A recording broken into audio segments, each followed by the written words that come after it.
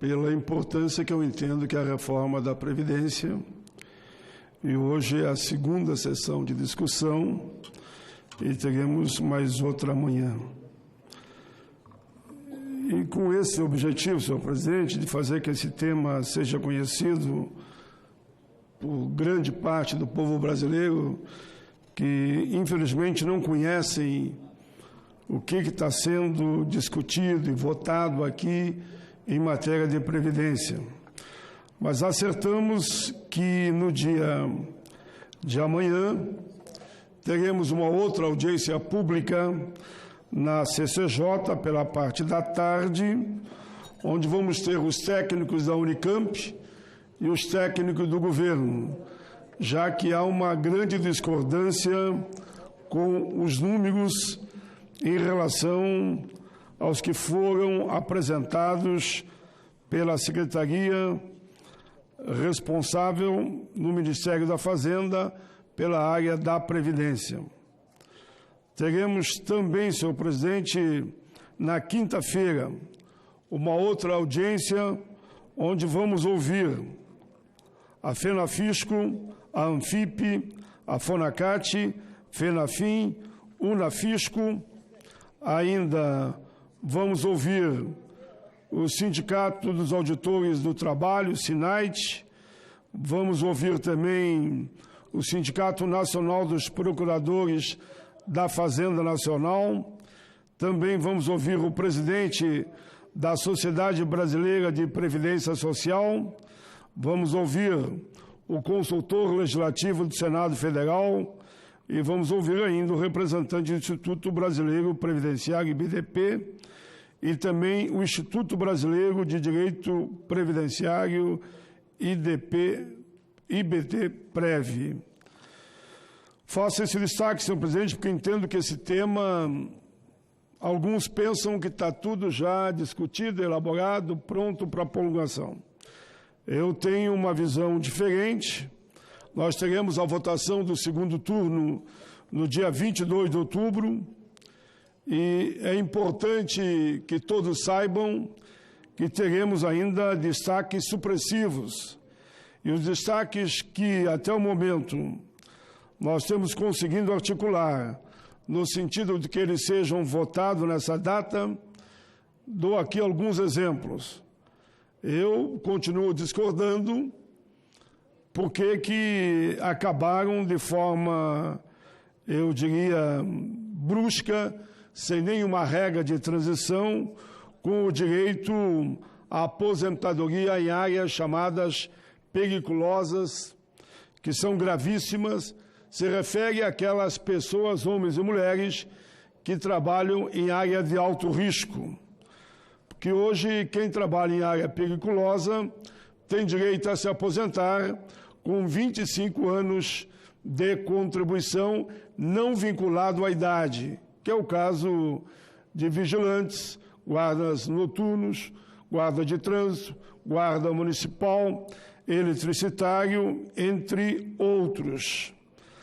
Infelizmente, esse cidadão que sonhava em se aposentar ali em novembro com 25 anos de contribuição, agora só vai poder se aposentar com 40 anos de contribuição e ainda com 65 anos de idade.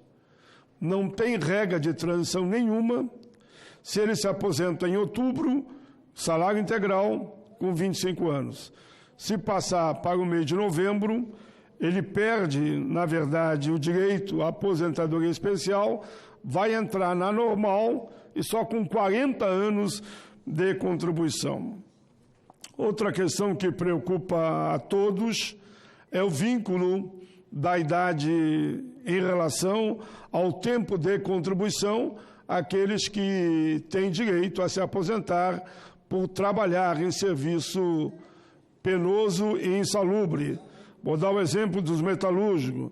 Metalúrgico se aposenta hoje com 25 anos de contribuição.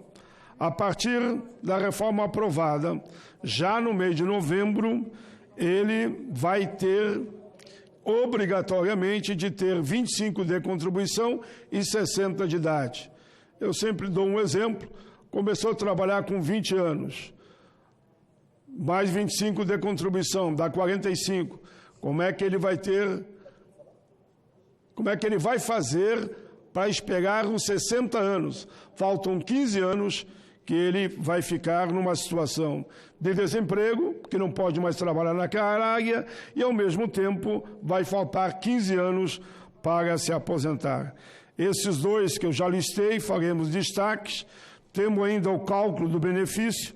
Hoje é 80 maiores contribuições, de 94 para cá, e daqui para frente, a partir de novembro, sem nenhuma transição, também o cálculo será de 100% de toda a vida laboral de 94 para cá, que vai levar uma redução do benefício, conforme o caso, de 10, de 20, 30 e até 40%. Outra questão que preocupa, e entendo eu que deve ser fruto de destaque, senhor presidente, são 5 destaques, soltam no quarto já, é o trabalho intermitente.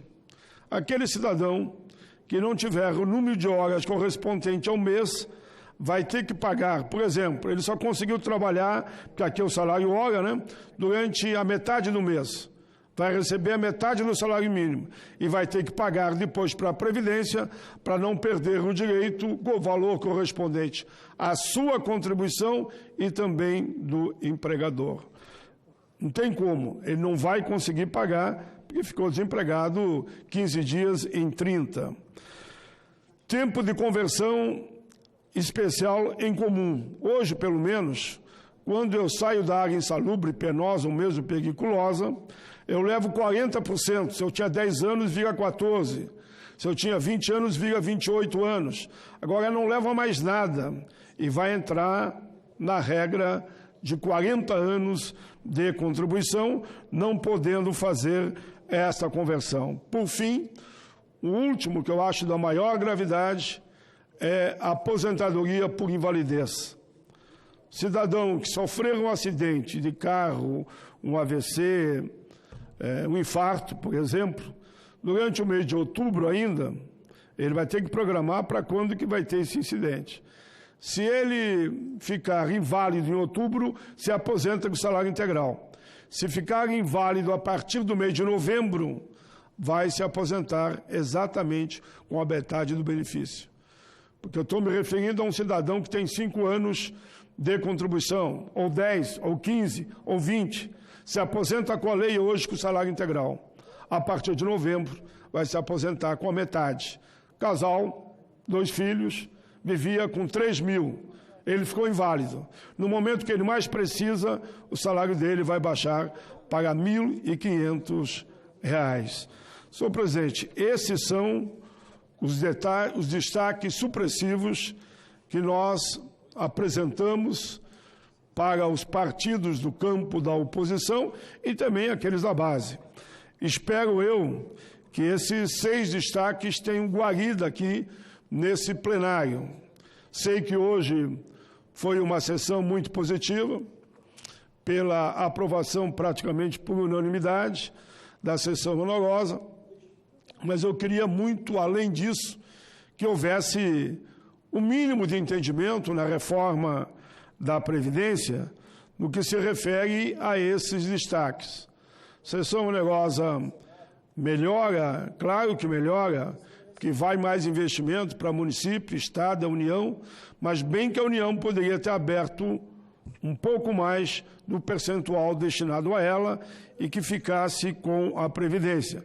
Quem sabe, se isso fosse feito, nós não teríamos uma reforma tão dura, tão cruel, tão penosa, eu diria, para todos os trabalhadores da área pública, da área privada, seja o aposentado e pensionista. Essa reforma, da forma que se encontra, ela prejudica os trabalhadores do presente e do futuro. E ainda, por não aceitar a conversão dos 40% que ele podia levar mudando de atividade, prejudica até aqueles que tiveram uma vida em serviço penoso, periculoso e insalubre do passado, que é o caso, por exemplo, dos vigilantes. Senhor presidente, agradeço a Vossa Excelência, por ter me mantido conforme combinamos. Já me deu mais 5 minutos. Eu apelo, então, aos senadores e senadoras que entendam a importância. Ninguém queria nessa casa, eu tenho certeza disso, porque conversei com todos, que essa proposta voltasse de novo para a Câmara. Fizemos algumas alterações positivas, claro que fizemos.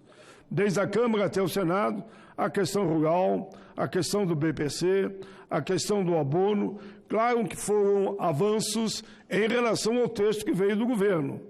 Claro, quando nós também mantivemos o regime de repartição, foi também importante, porque, na verdade, a intenção do governo com a proposta original era privatizar toda a Previdência. E nós, quando mantivemos o regime de repartição, não permitimos, então, que isso acontecesse. Mas, pelo outro lado, senhor presidente, os senadores têm ainda uma oportunidade, nas emendas supressivas, de resolver parte do prejuízo que terão os trabalhadores. E com emendas supressivas, o projeto não volta para a Câmara dos Deputados. Eu participei de mais de 50 audiências públicas, presidente. Participei de audiências lá no Nereu Ramos, na Câmara dos Deputados. Participamos aqui no Senado num número de audiências maior que na Câmara. Fizemos em torno de 50 audiências públicas na Comissão de Direitos Humanos. Ouvimos na CCJ diversos setores da sociedade e ouviremos de novo nesta semana, começando amanhã, no período das 14h, e na quinta novamente. Eu tenho uma grande esperança ainda de que a gente consiga diminuir o prejuízo, para no sentido de que trabalhadores das mais variadas áreas possam sonhar em um dia se aposentar. Isso seria possível se nós mudássemos de acordo com o que nós temos colocando aqui diversas emendas. Mas não esqueçam que teremos ainda a emenda constitucional 133, que é a famosa PEC paralela. PEC paralela é um nome fantasia, é uma outra emenda que está sendo apresentada. Já tiveram mais de 100 emendas nessa PEC, que será também debatida durante esta semana e a semana que vem, tanto nas comissões, Comissão de Direitos Humanos, CCJ, e também no plenário do Senado. Alguns não acreditam na PEC paralela. Ela é real e está aí. E, consequentemente, nós vamos fazer o bom debate, o bom combate, para tentar melhorar o texto da 133, que pode recuperar alguns prejuízos que com certeza teremos na PEC número 6. Senhor presidente, agradeço muito a Vossa Excelência. Eu considere na íntegra o meu pronunciamento e os documentos que aqui estão anexados, que têm esse objetivo: assegurar que o debate há de continuar ainda nas comissões. Vamos fazer aqui de forma, eu diria, persistente, nessa resistência, buscando a perspectiva, no meu entendimento ainda possível, de fazer alteração no texto. Porque, senhor presidente, a forma que está e abre janelas no campo da privatização, que vai apontar o caminho de uma reforma o ano que vem, que trará inúmeros prejuízos. Porque o regime de capitalização, nos 30 países que foi adotado, 20 já desistiram, que acaba com todas as contribuições para a Seguridade Social, leia-se Previdência, Saúde e Assistência, e vai somente para uma poupança individual de cada trabalhador. O governo tem esse objetivo, já anunciou que pelas portas que ele deixa aberta nessa reforma, ele entra com a capitalização o ano que vem. Eu espero que não seja aprovada. Calcule a situação do trabalhador que vai ter que sonhar um dia em se aposentar com um depósito, que hoje vai para a Previdência, contribuição de empregado e empregador, PIS, PASEP, logodotérico, tributação sobre lucro, CONFINS. São 9 componentes que abastecem a Caixa da Seguridade, leia-se ali, saúde, assistência e previdência. A partir da capitalização desaparece tudo isso e só fica os 10% do empregado.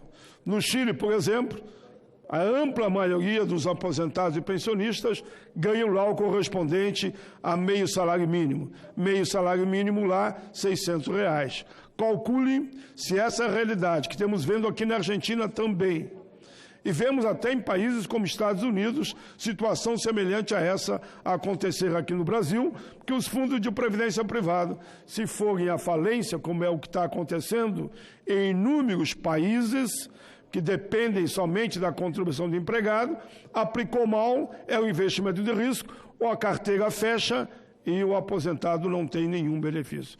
Por isso, senhor presidente, é que eu continuo insistindo e vamos aprofundar esse debate, porque entendemos que a capitalização não interessa para o aposentado e os trabalhadores brasileiros. Presidente, mais uma vez, obrigado a Vossa Excelência, paciente, tranquilo, mas conduzido com maestria os trabalhos da Casa. Obrigado, presidente. Obrigado, senador Paulo Paim. Eu que agradeço as manifestações de Vossa Excelência. Vossa Excelência tem